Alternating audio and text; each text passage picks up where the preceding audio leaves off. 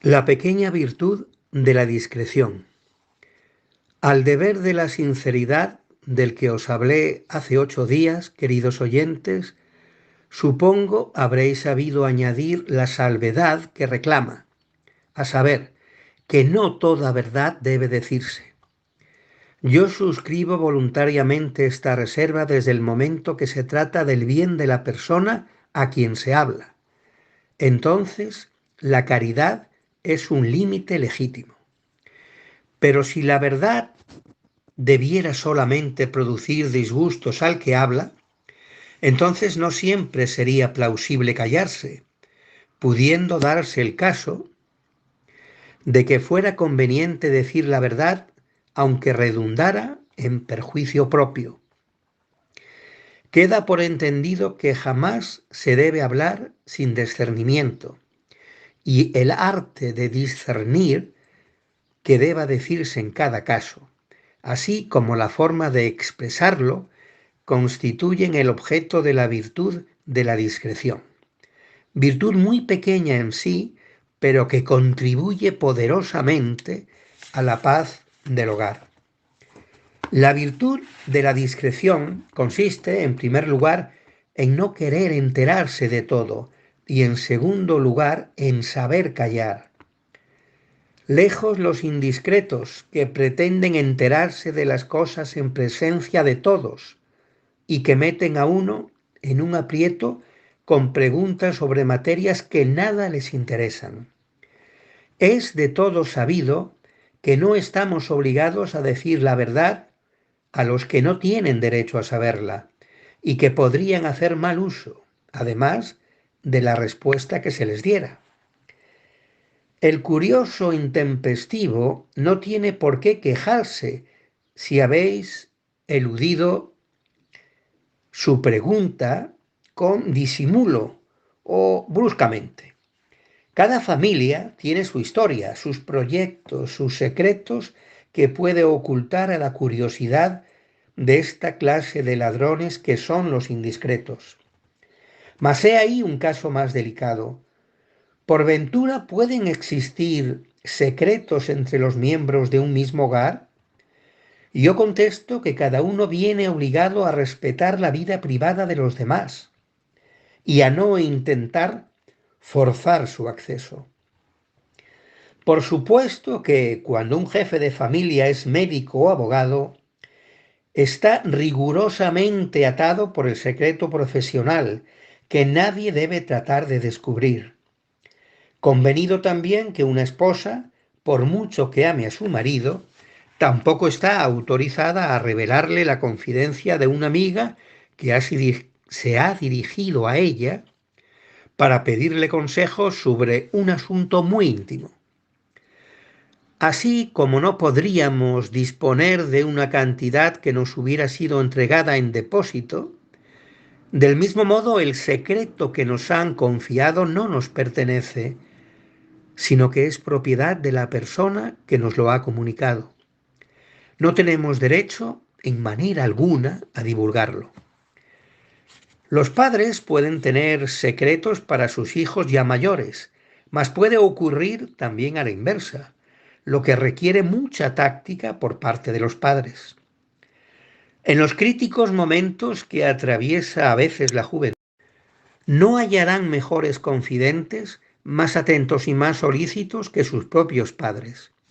No obstante, se resisten a confiárseles, por más que éstos los importunen con sus preguntas y se quejen amargamente del prolongado silencio de su hijo, que ya va siendo mayor.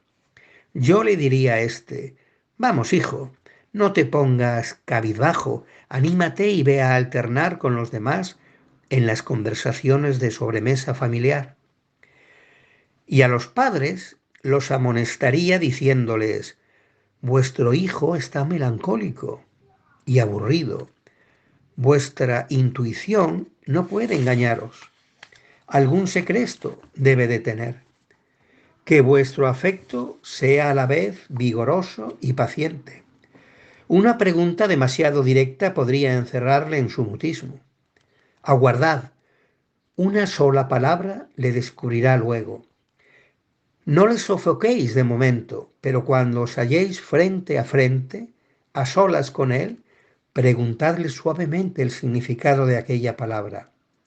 Él mismo lo confesará. El mejor sistema es mostrarse uno mismo comunicativo y confiado, y saber escuchar siempre a los demás. Oh, sí, frecuentemente es muy necesario saber escuchar, pero también lo es saber respetar su silencio.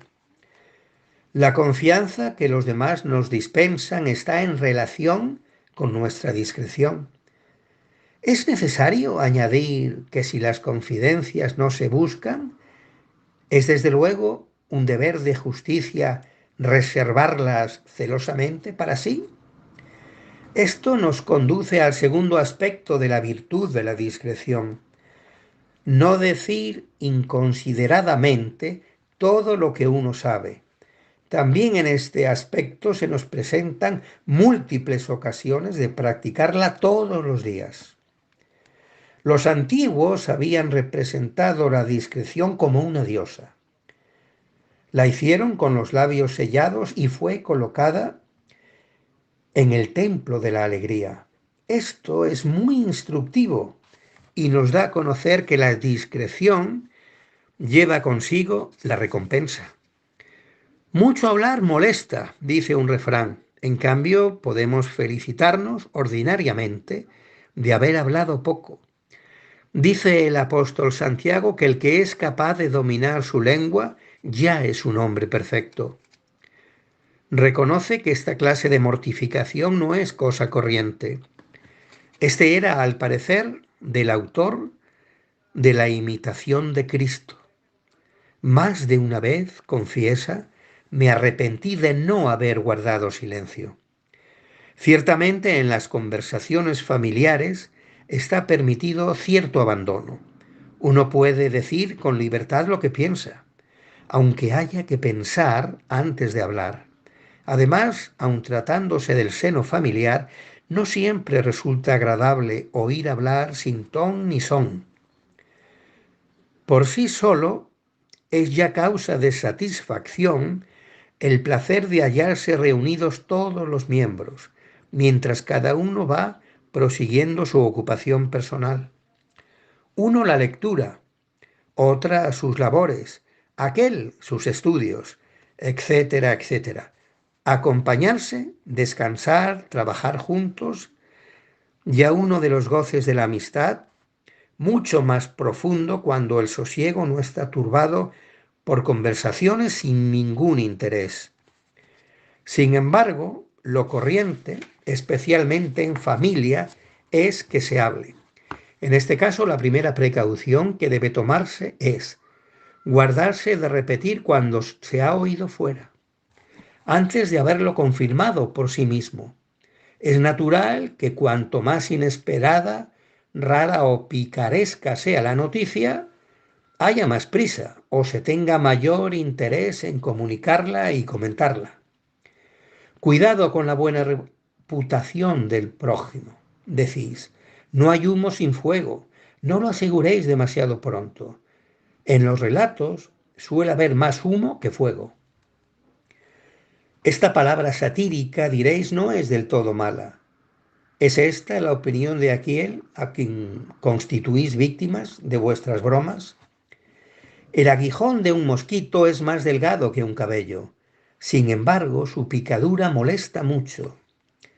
¿Y te sentirías orgulloso de que obraran contigo de la misma forma? La discreción nos obliga a distinguir en lo que nos cuentan lo verdadero de lo falso. En caso de incertidumbre, no lo repitamos. Antes bien, renunciemos a que se rían con detrimento de la verdad y a expensas del prójimo. Aun en el caso de que los hechos desfavorables de los demás fueran ciertos, no les demos publicidad. La teología católica, a propósito de la maledicencia, ha formulado una regla de alta sabiduría. No hay derecho a hablar de las faltas y defectos del prójimo hasta que lo exija el deber. Si Estad alertas contra la influencia malhechora o las artimañas de un tercero. Decid, si es preciso, lo que de fuente fidedigna sabéis, mas decidlo con gravedad, sin malicia, únicamente por el interés de aquello por quienes tenéis el deber de velar. Por último, la discreción nos recomienda no comunicar a los demás una cosa que pudiera ocasionarles una pena inútilmente. Notad bien la palabra inútilmente. Los padres deben reprender a su hijo culpable. Los hermanos entre sí pueden decirse mutuamente sus defectos. Esto pertenece a la buena educación. Si la advertencia es hecha en público, que sea breve y que se cambie enseguida de tema. Pero será más eficaz el reproche y menos humillante si puede hacerse en particular. Jesús en persona nos lo aconseja. Si tu hermano comete una falta, corre a su encuentro y repréndele a solas. Fuera de estos motivos necesarios de corrección fraterna, no queramos ser causa de pena a quien nos ama, aun en el caso de que nos impaciente o contraríe de una manera ocasional. Pretendéis decirle 4 verdades. ¿Por qué han de ser 4? Yo nada sé, pero solo con eso ya conozco que estáis enojado con él. Si queréis cantarle las verdades, como se dice vulgarmente, conforme. Empezad por reconocerle todas sus cualidades. Después pasaréis al capítulo de los defectos. Mientras la cólera se habrá desvanecido y sabréis reprenderle bien y para su provecho. No seáis exigentes dentro del hogar, donde tenéis tantos motivos para ser todos indulgentes. Pueden llegar momentos en que creeréis divertiros fastidiándoos unos a otros, según aquello de que a quien uno más quiere, más le fastidia. Enhorabuena. Aprended solamente a manejar con amabilidad vuestras armas para fastidiar. Las mejores bromas son las más cortas. No insistáis sobre aquella pequeña extravagancia, sobre esta equivocación. Vuestra víctima sea la primera en poder reírse de vuestra observación. Cesad del todo en cuando la risa comience a ser fingida. Borrad la picadura con una buena dosis de ternura, pero jamás, oídlo bien, jamás emplearéis la ironía, sobre todo los más ancianos hacia los más jóvenes. La ironía hiere siempre y sus heridas son profundas siempre.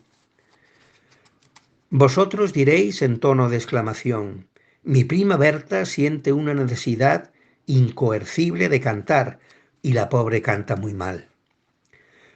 ¿Puedo decirle que no sabe? No, por cierto, mas como ha puesto toda su alma en el canto o ejecución de la romanza, decidle que la romanza es muy bonita.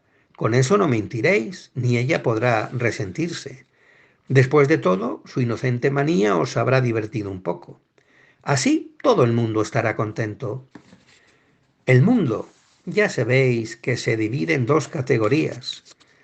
Al lado de los que solo buscan molestaros y afligiros, hay los otros, por cierto muy numerosos, que procuran complaceros. Vuestra elección, tiempo la habéis hecho, mis queridos radioyentes, vosotros estáis entre los últimos.